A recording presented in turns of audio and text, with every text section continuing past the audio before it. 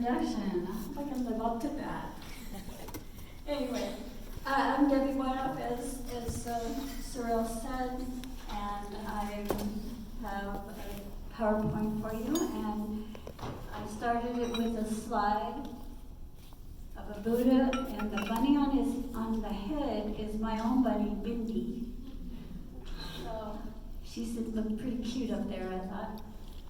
And I like this quote: "With our words, we make the world." So I'm hoping today that you will think, or during my talk, that you will think one thing: rabbits. I also want to let you know how much I appreciate being here. I realize most of you are in dog and cat rescue, and it's really a good opportunity to be able to talk about bunnies and how we can collectively come together to serve the needs of the rabbits as well.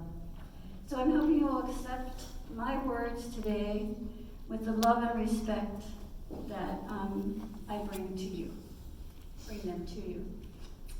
Okay, let's go. Just briefly, I'll tell you just a bit about myself. In my life a long time ago, I was an occupational therapist and worked in the medical field for 23 years. During that time, I thought it would be great to have a pet for the psychiatric unit that I was working on. And so I thought, well, people are allergic to cats and probably wouldn't be able to do a dog. So the secretary's little girl, who was a 4-H person, said, "Oh, we have a lot of rabbits. I'll give you a rabbit." So I said, okay. So she brings her in, big white California bunny with black ears and a black nose, and she jumped out of the carrier, and I can't even tell you what it was. I just said, "Oh, how beautiful." I mean, it was just that moment that I fell in love with her and became this insanely crazy rabbit person who just couldn't get enough of anything rabbit. So I became an educator for the House Rabbit Society and did that. And then when I was 55, I thought, well, maybe I want to get out of being a therapist for the last 10 or so years, of my working life, 10, 15 years. And I was so interested in rabbits that I visited Best Friends Animal Society in Kanab, Utah, volunteered there for a little while, and I thought, I'd really like to work here. A lot of people who visit Best Friends say that.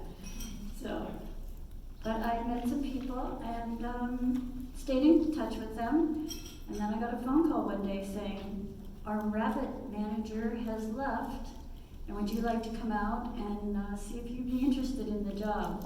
So the next almost 10 years I spent at Best Friends as manager of their rabbit department.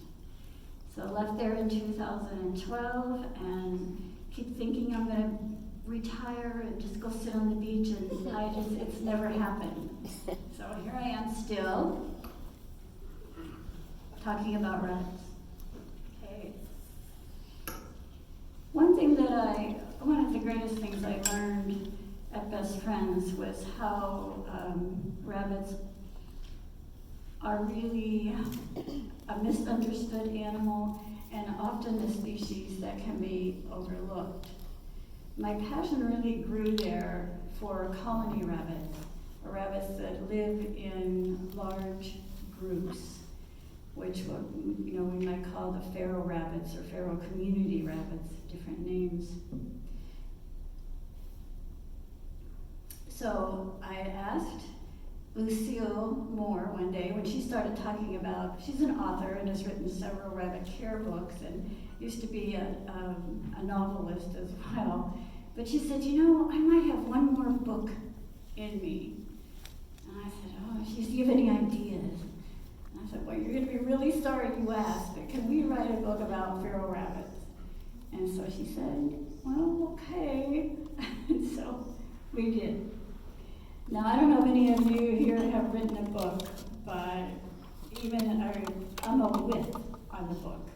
So I'm not the primary author. I sort of co-authored with her, and I added my experience to hers and with many other people. But I don't know if I'd ever do it again, but it was something I wanted to pass on, because I feel like all of you and all those behind you are going to be the champions for animals as well, and I'm hoping especially that rabbits will be included.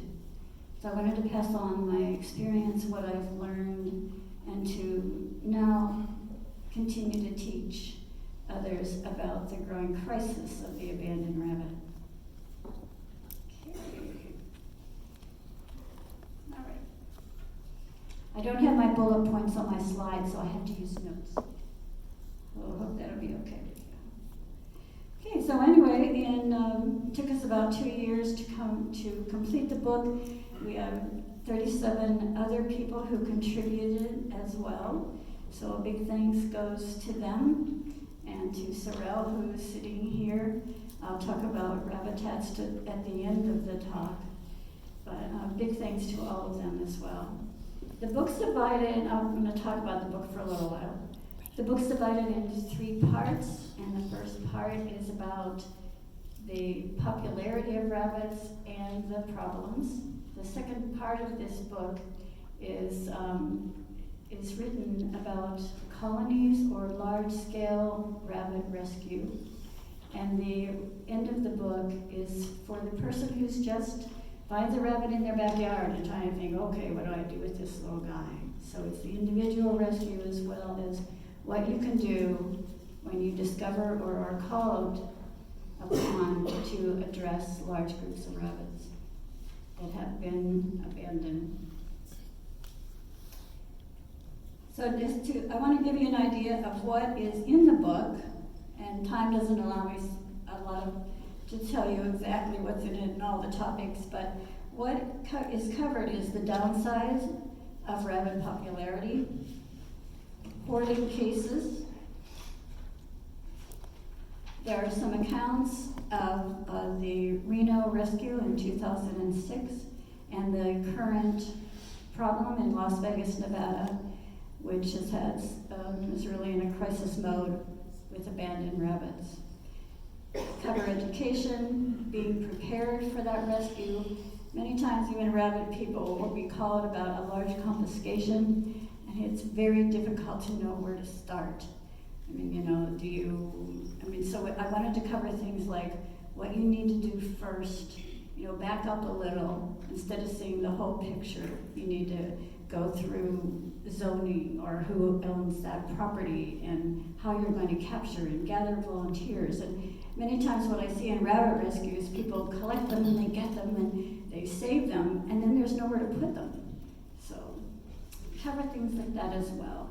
How to capture rabbits, what to do after capturing them. The book covers zoonotic diseases.